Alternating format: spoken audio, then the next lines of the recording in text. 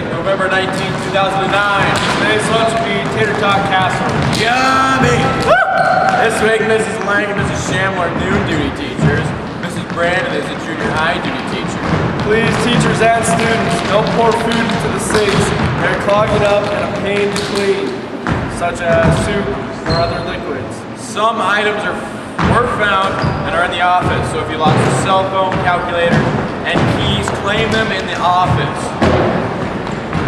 Football players, we still have items in the locker room like Under Armour, shirts, gloves, etc. You need to get that out.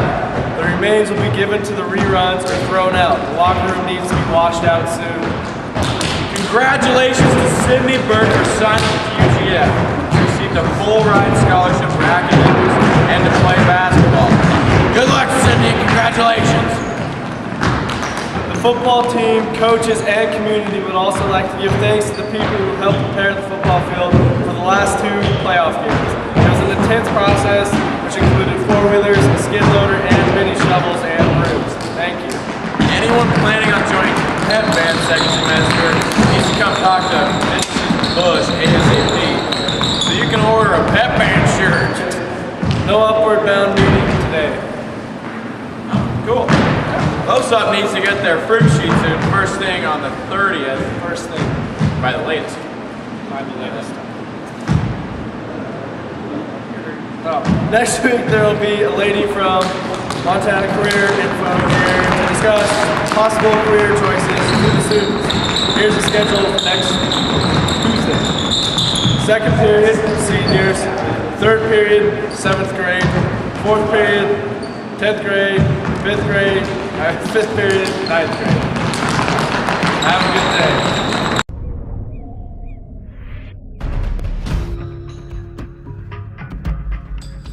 It turns out that this 2009 H1N1 began circulating in pigs in 1918. At the same time, the 1918 influenza virus outbreak was occurring in humans. But because these 2 viruses were in different hosts, they evolved differently. So they both have a common ancestor going back to 1918. But because the swine H1N1 was in pigs, it evolved differently from human H1N1. And now that swine H1N1 is basically a new virus to humans, and the pre-existing immunity we have to seasonal H1N1 doesn't really protect us significantly from it. Whales and seals both carry particular strains of influenza. Horses carry influenza virus strains, and recently dogs have become a significant source of influenza virus infection. An influenza virus particle is roughly round in shape. It has a couple of protrusions coming off of it in 2 different shapes. One that's more of a spike and one more of a propeller shape. The H spike is used to enter a cell, and the other, the N spike that we always refer to, is used to actually get away from a cell. Anywhere from 9 to 12 hours later, the surface of that cell starts to form little bubbles, and those bubbles are new virus particles coming off. For about 3 to 4 hours, that cell will be able to make infectious virus particles, and it can make anywhere from 10,000 to nearly 1 million virus particles depending on the cell type.